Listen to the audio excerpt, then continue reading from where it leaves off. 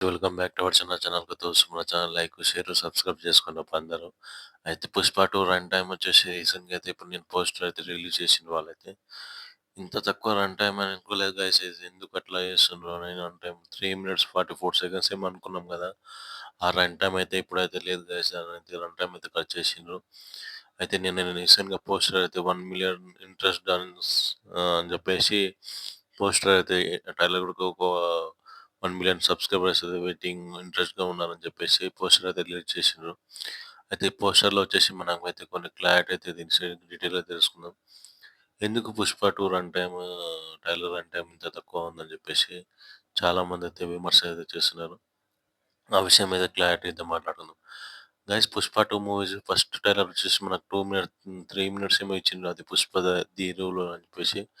ఆ ట్రైలర్ వచ్చేసి అన్నీ ఆల్రెడీ ఆటోమేటిక్ తెలుసుకున్నదే కదా! కొత్తదేముండదు. దీనిలో అయితే ఇంక కొత్తగా ఏం చూపించేది ఉండదు.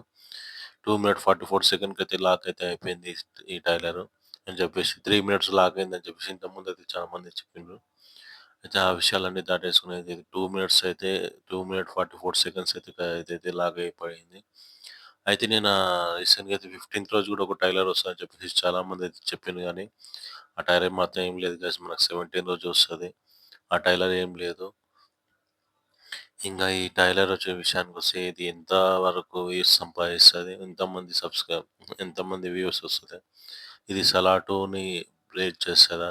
100,000,000 క్రాస్ చేస్తదా? లేకపోతే క్రాస్ చేయదా? అనేది కింద కామెంట్ సెక్షన్‌లో కామెంట్ చేయండి.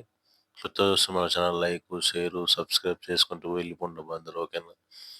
మొన్ననే రీసెంట్‌గా స్టార్ట్ చేసిన ఎవరైతే సబ్స్క్రైబ్ చేసుకుంటారో సబ్స్క్రైబ్ చేసుకొని మన ఛానల్ అయితే సపోర్ట్ చేయండప్పా అందరూ ఓకేనా?